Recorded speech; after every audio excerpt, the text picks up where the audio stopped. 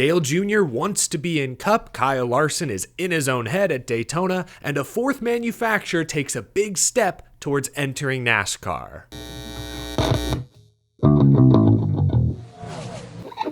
How's it going, y'all? My name is Aric. Welcome to Out of the Groove. So much Daytona 500 fallout to discuss. Also, a fourth manufacturer is actually serious about joining NASCAR. We'll get to all of that and more in just a moment. First, we have to thank today's sponsor.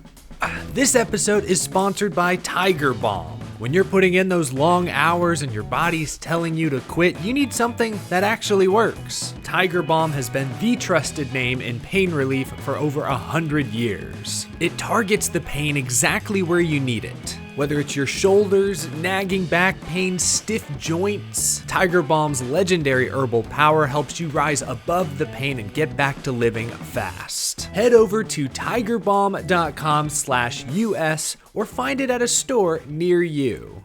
Real quick, Kyle Busch will make 5 Truck Series starts this season, splitting time between the Spire 7 and 07 trucks. He'll make his season debut this weekend at Atlanta. He's the defending winner of the Spring Atlanta Truck Series race. Kyle won 2 of his 5 Truck Series starts last season. Good luck to him. And Aric Almirola, 40 years old now, is going to make 9 Xfinity Series starts for Joe Gibbs Racing. A small step back from the 14 races he ran last season, collected 3 victories, and had the number 20 car in the Owners' Championship conversation late in the year. Almirola will make his Xfinity Series season debut this weekend at Atlanta as well. We'll talk about Atlanta superspeedway racing more in just a moment, but now I want to pivot to Junior Motorsports. What a week it was in Daytona Beach. Junior Motorsports brought a Cup Series car to the racetrack for the first time ever. Country music star Chris Stapleton supporting the effort.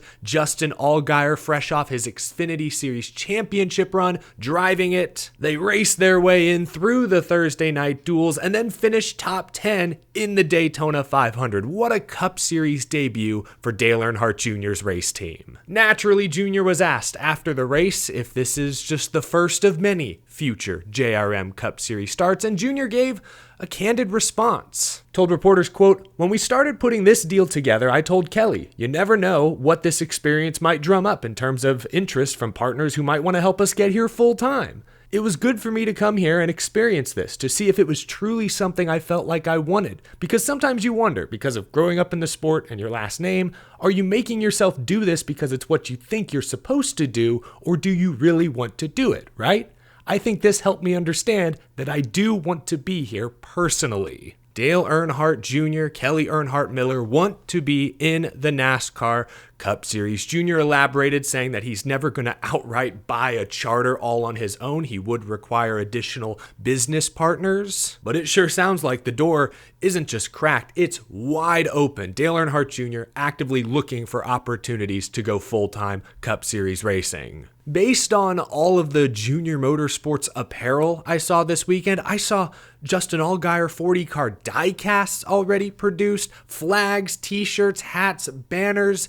The ratings for the dual races were up double-digit percentages. If I had the money, I would absolutely consider Junior Motorsports. The Earnhardt name is still extremely strong. Dale Earnhardt Jr., I believe, is still the most recognizable face in the sport today, despite not racing full-time in nearly a decade. I always wondered if Rick Hendrick being a minority owner of this team would be an issue, because under the previous charter agreement, they wouldn't be allowed to field a Cup Series entry. That'd be like a 5th Hendrick car. That's against the rules. But apparently, under the new charter agreement, that's no longer against the rules. Or NASCAR just chose to look the other way for Daytona. I'd love to see Junior Motorsports in Cup. Clearly, millions of fans would love to see Junior Motorsports in Cup. My only fear is that it would come at the expense of their established Xfinity Series program. That's what I'd hate to see. Junior Motorsports has been such a pivotal step on the ladder for not just drivers, but crew chiefs, engineers, mechanics,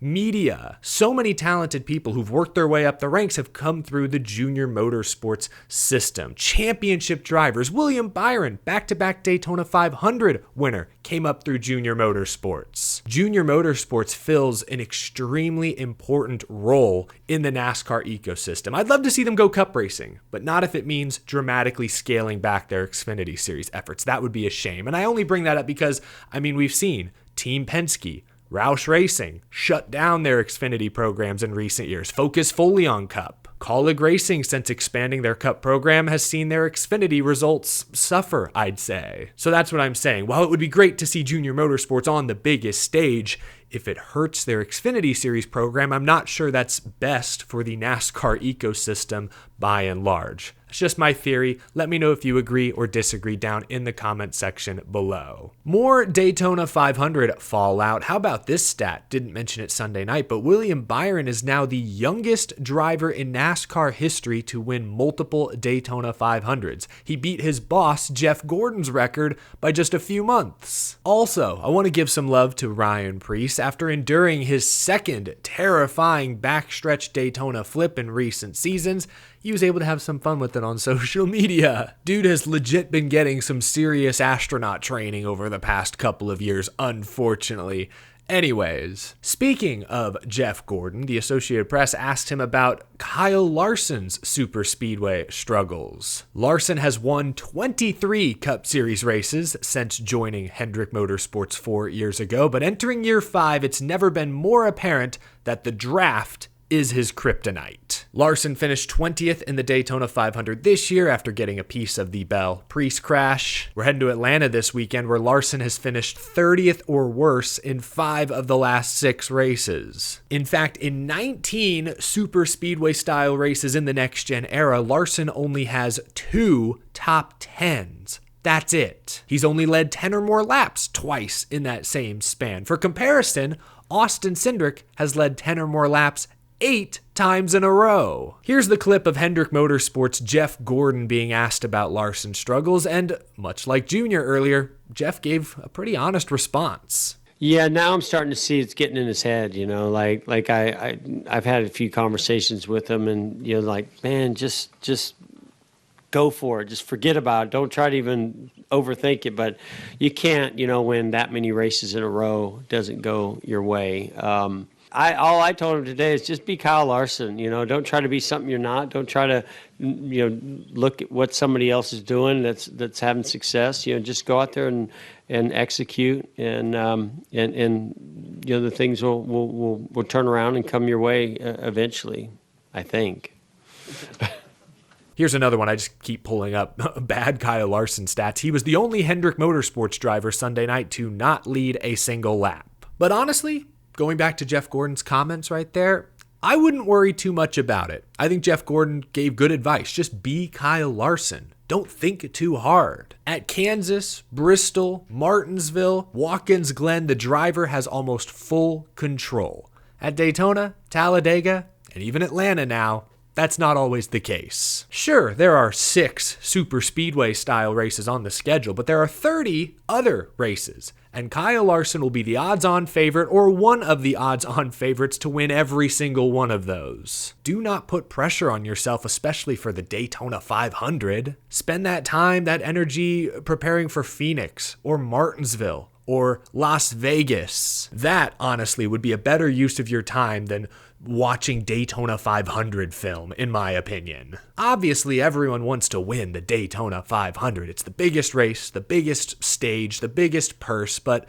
as I said Sunday night, and many others have said this week, winning the Daytona 500 is no longer the statement it once was. 95% of it is about survival. Survive until the closing laps, put yourself in position to be top 10, top 12 in the lead draft, and then just hope you missed the final crash. Sure, it takes skill and luck to win the Daytona 500, but recently, the pendulum has shifted far closer to the luck side. Everyone can see it. Now finally, everyone is talking about it. Kyle Larson's resume is already full. If I was writing out Kyle Larson's resume, put Cup Series champion at the top, X number of Cup wins, I'd put 3-time Chili Bowl champion. He's won every other NASCAR crown jewel, even the Brickyard, so if he ever wins the Daytona 500, yeah, I'd slap it on there somewhere. But it's not something I would lose too much sleep over. Tony Stewart, Rusty Wallace, Kyle Busch have never won the Daytona 500. They're all all-time greats. Nobody disputes that. Like I said earlier, if you're Kyle Larson, spend your time studying Martinsville, Las Vegas, because those are 2 tracks in the round of 8.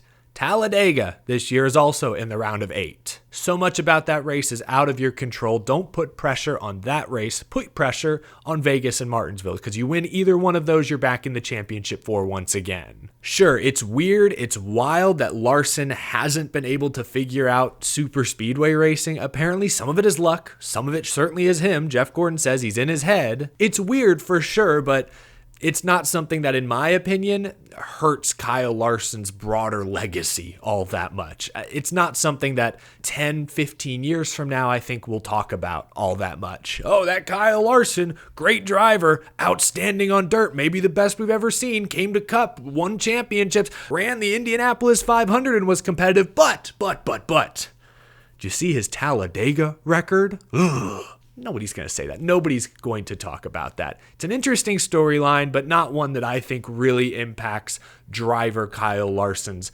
legacy all that much, at least in my opinion. Finally, huge story this past weekend that I haven't had time to discuss. Too many races going on. Daytona 500, of course, took up much of my attention, but Chris Knight of CatchFence.com reports that NASCAR has officially received a submission from a new OEM to join the Craftsman Truck Series in 2026. CatchFence.com reports that the new OEM is expected to be Ram Trucks. Ram last competed in the Truck Series in 2016, and according to my extensive research, aka a quick Google search, they are the 3rd best-selling pickup truck in the United States. I'm excited to hear this news just from a branding perspective. You can't have an American truck racing series without Ram represented. It's very exciting to hear that Ram is expected to return next year, but Chris Knight, reporter, did not stop there. He also reports that Dodge is looking to partner with an engine manufacturer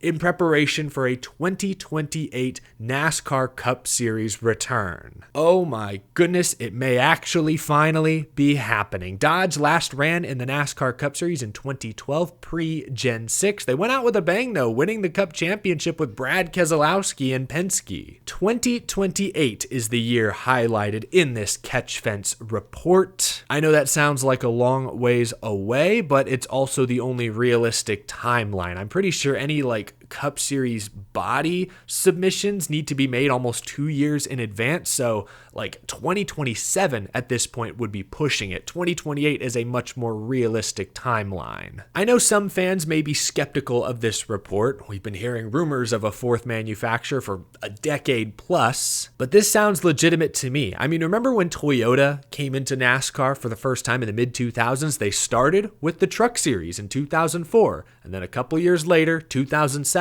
they expanded to the Xfinity and Cup Series. So if Dodge returns, it sounds like they're going to follow a very similar schedule. If Dodge does return to the Cup Series, what model will they use? Probably not the Challenger. I believe those were discontinued a couple years ago. I think they're still making Chargers, though they look a little different than they have in years past. I don't think they're putting V8 engines in Chargers these days, but hey, neither is Toyota with their Camrys, yet they're having success in NASCAR. That's what's interesting to me. You know, a couple weeks ago, there was talk of torque sensors in NASCAR. Last year, Elton Sawyer, I believe on the Dale Jr. Download, talked about IMSA, balance of performance. In the future, could we see a version of the NASCAR Cup Series where different OEMs bring different power units to the track? Could a new manufacturer bring something radically different to the NASCAR Cup Series if they meet the proper horsepower and torque numbers? Theoretically, maybe one day, yes. I'm not technical enough to really understand the difference. In my opinion, there are 2 kinds of motorsports fans, broadly speaking. There are the fans who watch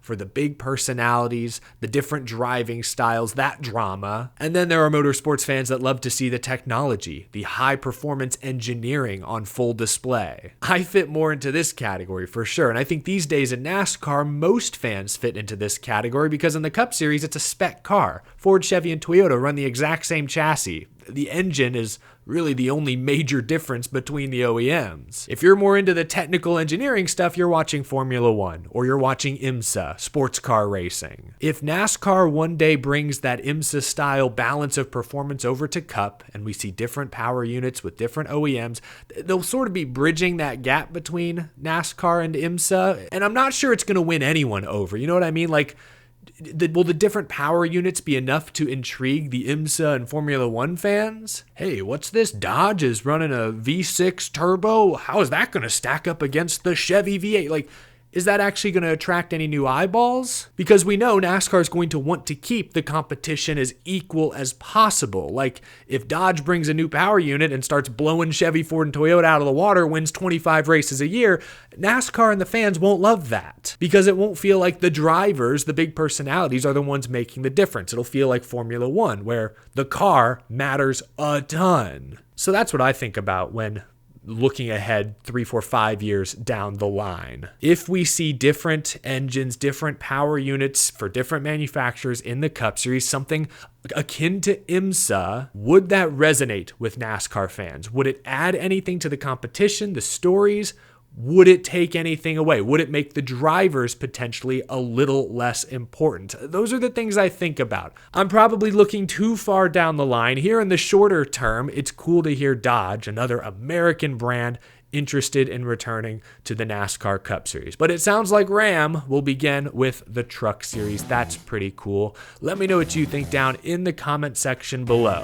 What teams could switch to Ram next year? If Thor Sport's always bouncing between Ford and Chevy, maybe they take the plunge. Who knows? Thanks for watching this video, y'all. Leave a like if you enjoyed. Subscribe for more. Thank you to my Patreon supporters. I will chat with you all again very soon. No power rankings today. I apologize. Too much to catch up on, but we will have power rankings later this week. Stay tuned. Thanks for watching, folks. I'll talk to you again soon.